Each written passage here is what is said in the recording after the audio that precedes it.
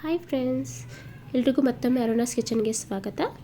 ನಾನು ಇವತ್ತು ನಿಮಗೆ ಮಡಿಕೆಯಲ್ಲಿ ಮಾಡಿರುವ ಮಸಾಲ ಎಗ್ ಬುರ್ಜಿ ಅಥವಾ ಮಸಾಲ ಎಗ್ ಫ್ರೈ ಯಾವ ರೀತಿ ಮಾಡೋದನ್ನು ತೋರಿಸ್ತೇನೆ. ಮೊದಲಿಗೆ ಮಡಿಕೆನ ಇಟ್ಟು ಸ್ಟವ್ ಆನ್ ಮಾಡಿದ್ದೀನಿ. ಮಡಿಕೆಯಲ್ಲಿ ನಾನು 3-4 ಟೇಬಲ್ ಸ್ಪೂನ್ ಆಗೋಷ್ಟು ಎಣ್ಣೆನ ಸೇರಿಸ್ಕೊಳ್ತಾ ಇದ್ದೀನಿ. ಎಣ್ಣೆ ಬಿಸಿ ಆದಮೇಲೆ ಒಂದು ದೊಡ್ಡ ಈರುಳ್ಳಿನ ಚೆನ್ನಾಗಿ ಸಣ್ಣದಾಗಿ ಹಚ್ಚಿ ಹಾಕ್ಕೊಳ್ತಾ ಇದ್ದೀನಿ ಫ್ರೆಂಡ್ಸ್. ಅದೇ ರೀತಿ 2-3 ಹಸಿಮೆಣಸಿನಕಾಯಿನ ಚಿಕ್ಕದಾಗಿ ಕಟ್ ಮಾಡಿ ಹಾಕ್ಕೊಳ್ತಾ ಇದ್ದೀನಿ. ಇದನ್ನು ನಾವು ಚೆನ್ನಾಗಿ ಫ್ರೈ ಮಾಡ್ಕೋಬೇಕು 1-2 ನಿಮಿಷ. ನಂತರ ನಾನು ಇದಕ್ಕೆ ಶುಂಠಿ ಬೆಳ್ಳುಳ್ಳಿ ಪೇಸ್ಟ್ 1 ಟೇಬಲ್ ಸ್ಪೂನ್ ತಗೊಳ್ತಿದ್ದೀನಿ. ಇದನ್ನು ನಾವು ಹಸಿ ವಾಸನೆ ಹೋಗೋವರೆಗೂ ಚೆನ್ನಾಗಿ ಫ್ರೈ ಮಾಡ್ಕೋಬೇಕು.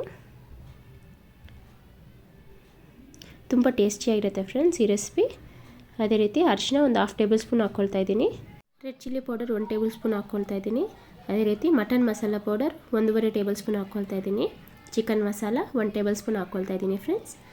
ರುಚಿಗೆ ತಕ್ಕಷ್ಟು ಉಪ್ಪನ್ನ ಸೇರಿಸ್ಕೊಳ್ತಾ ಇದ್ದೀನಿ. ಇದನ್ನೆಲ್ಲ ನಾವು ಮೀಡಿಯಮ್ ಫ್ಲೇಮಲ್ಲೇ 1 ನಿಮಿಷ ಚೆನ್ನಾಗಿ ಫ್ರೈ ಮಾಡ್ಕೋಬೇಕು.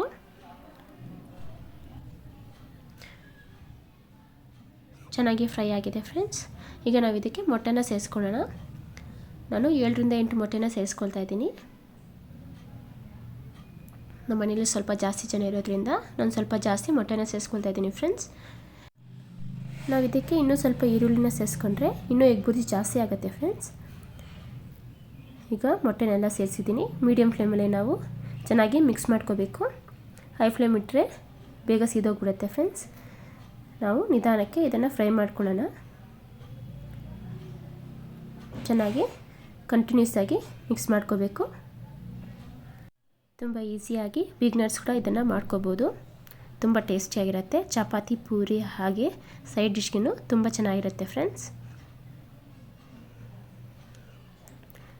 ಈಗ ಚೆನ್ನಾಗಿ ಫ್ರೈ ಆಗಿದೆ.